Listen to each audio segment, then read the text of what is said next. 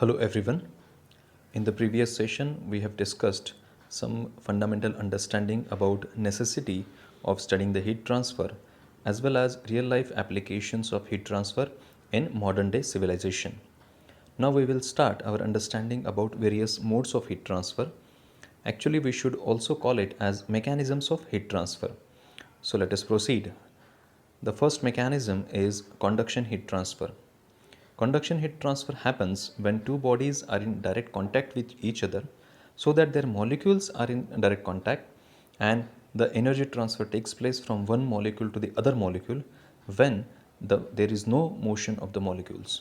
So as it has been written over here, it should be the heat transfer between two bodies or in different parts of the same body through the molecules when molecules are essentially stationary. So we understand that the condition for conduction heat transfer to take place is there should be no motion of the molecules. Because of this same reason, conduction is more dominant in case of solids, but it doesn't mean that it does not happen in case of liquids or gases. It can also happen in case of liquids and gases provided that their molecules are stationary. Actually, conduction is the transfer of energy from higher energetic particles of a substance or higher energetic molecules to the neighboring lower energetic molecules as a result of various kinds of interactions. We will also study these interactions in detail. As I already said, the conduction can happen not only in stationary solids but it can also happen in stationary liquids and stationary gases. This is the simplest example that we need to study so that we can get a good idea about conduction. This is the heat source, a burner which is supplying heat to this hotter end of the rod. Let us say it is a metal rod so that heat conduction can take place from hotter end to this colder end. If you are holding this metal rod, then after some time you will realize that even if you are away from the basic heat source, still after some time this end of the rod will also be heated. This is happening because the molecules of solid which are stationary but still they are receiving the energy at this end and they are transporting that energy to their neighboring molecules. So from one neighboring molecule to other, it is getting transported from hotter end to the colder end. Further things about conduction. Now we spoke about interaction between the molecules. The interaction in case of solids is first because of the lattice vibration. Let us understand what exactly are the lattice vibrations.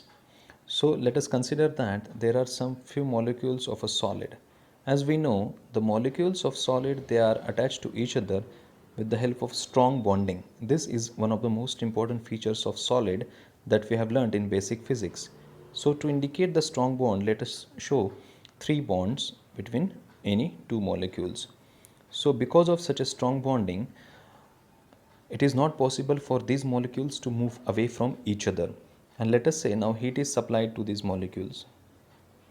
And once the heat is supplied to these molecules, obviously these molecules will first absorb the heat and that's why their energy level will increase. So but because these bonds do not let them go away from their adjacent molecules, so they will start vibrating about their mean position. So because of their vibration, that energy will be transferred from higher energy zone to the lower energy zone. This feature is termed as lattice vibration. The second kind of interaction that can happen inside the solids is the free electron transport.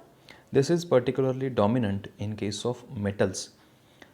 Because of free electrons, as we know, electrical conductivity of metals such as gold, silver, copper is very high. These same free electrons are responsible to carry energy from higher energy zone, which is nothing but hot zone, to the lower energy zone. So when these two interactions are combined with each other, they create a good conduction heat transfer in case of solids. Let me tell you one more thing. In case of non-metals, free electrons are very less in amount. So in case of non-metals, lattice vibration is the most important mode of conduction heat transfer. Now, in case of liquids and gases, for liquids and gases, collision between their fluid molecules are very important, which cause conduction heat transfer. And the second mechanism or second interaction is the diffusion of molecules. Let us understand what exactly is diffusion with the help of a simple real life example. Let us consider that there is a glass of water which has been kept, and now after some time we pour a spoonful of sugar or salt inside this glass of water. So ultimately, in the remaining portion, there is water, and because of its higher density and higher weight, sugar will get deposited immediately at the bottom of the glass. So, and in the rest of the portion, there is still water. Okay, now what will happen? If we do not stir it, there should not be any kind of stirring.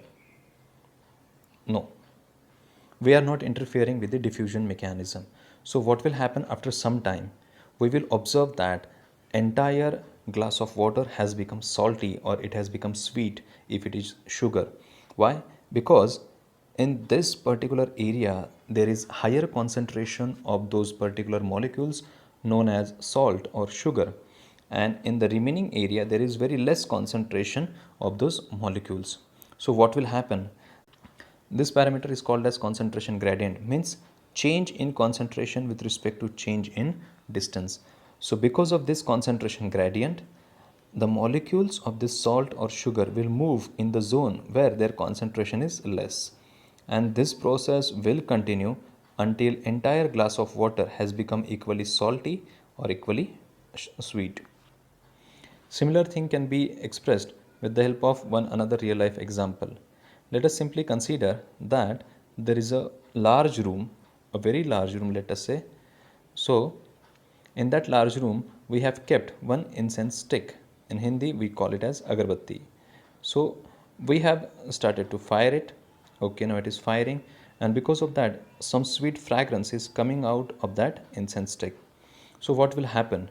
Even if this incense stick is kept in this corner of the room, still after some time you will experience that its fragrance can be felt at this corner of the room if you are sitting at this corner. Why is it possible? Because concentration of that particular substance called as fragrance, that sweet fragrance, is higher in this particular zone. So ultimately, that quantity, that parameter, or that particular fluid or molecules, they will start flowing from higher concentration zone to the lower concentration zone. This process will continue until the concentration of those fragrance molecules is equal in the entire room. This process is nothing but the diffusion process. I hope now the diffusion process is clear to you, because heat diffusion is a very important source of heat conduction, as we will also study that diffusion in subsequent lectures in mathematical form.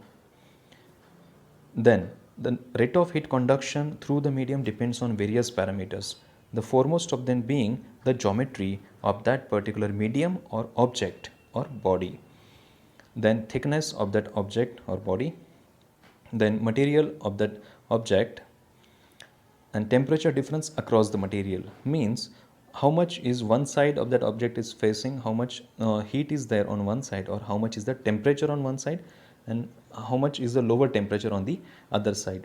Higher the temperature difference, higher will be the rate of heat transfer. Let us understand some real life examples of conduction heat transfer. Why I'm talking about real life examples? So that you can directly correlate it with the day-to-day life observations. The foremost observation being wall of the building, which gets heated on the outside due to solar radiation. Nowadays it is summertime, or whenever you will experience a summertime, then one side of the wall, outer side of the wall, is always exposed to direct solar radiation. Now the solar radiation, once it is incident on the outer surface, it must be carried inside by that wall. Once it has been incident, so it is carried inside the wall, and that's why after some time you will experience that this internal surface of the wall is also experiencing higher temperature, and that's why we feel heated inside the house also, even if we are shielded from outside because of that wall.